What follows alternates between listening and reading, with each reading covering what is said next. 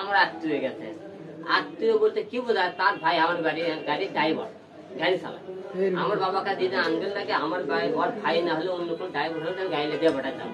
ওর ভাই যেহেতু গাড়ির ড্রাইভার, সে তো আমরা আত্মীয় মধ্যেই পড়ে না। আচ্ছা গেল, ওর ভাইয়ের কথাও তো হয়, ওর ভাইও কয়দিন গেছে, ওর বোনও কয়দিন গেছে, ওর তো একই জায়গাতে, ওর ভাই বোন আমি তো একই জায়গাতেই থাকি, তাহলে একদিন তো ওর বোনও তো গেল না।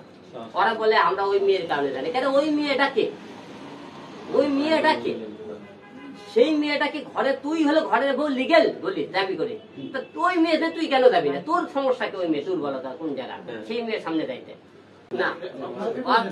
আমাকে ডিভোর্সের কারণ একটাই, সে আমার অনুমতি ছাড়া বিভিন্ন জায়গায় ক্যাসাল হলে দিয়ে আমাকে শুটিং করে, বিভিন্ন ছেলে নাচ গান করে, মদ খায়, বাড়ে যায়, এটা আমার অনুমতি ছাড়া। ক্যাসাল একটু ক্যাসাল হলে আমি একে সূর্য দেওয়ার জন্য 3বার সুযোগ দিয়েছিলাম, কোরআন শরীফ পড়তে শোয়াইছিলাম।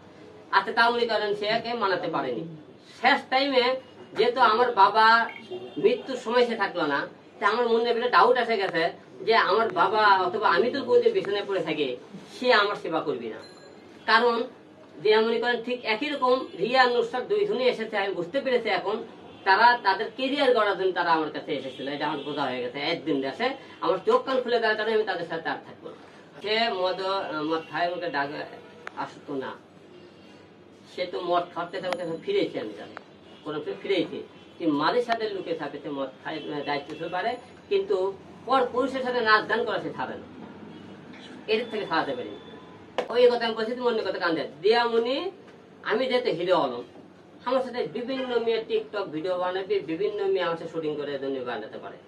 যে কোনো মেয়ে তুমি সন্দেহ করে, ওই মেয়েটা তুমি সন্দেহ করে ফেসবুকে ছবি ছাড়লো যে হিরো আলমের 4র্থ নম্বর বউ।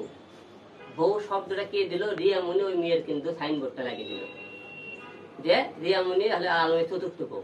তাহলে যে কোনো লোক গেলে রিয়ামণি সব মেয়ে ফোন দিয়ে শব্দ দিলে সেটা গালাগালি করছে যে তুমি তো আমার বউ বানিয়ে দিতে, আমি আমার বউ।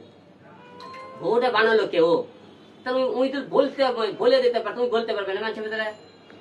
সুযোগটা সে ওই করেছে যে সব কথা বউ দাবি কথা, বউ দাবি করে মানুষের কথা কান দেওয়া, আমি বলে দিচ্ছি, মানুষের কথা কান দেওয়ার দরকার নেই। ঠিক আছে, আমি তো ঠিক আছে। তুমি বলছো লিগেল বউ, লিগেল বউ, তুমি তো ওই জায়গায় বসতে 24 ঘন্টা আমার বাপের কাছে, তুমি থাকলা না কেন? তাহলে আমার 2 নম্বর বউ তো ওটা থাকে না, তোমার কথাই হলো।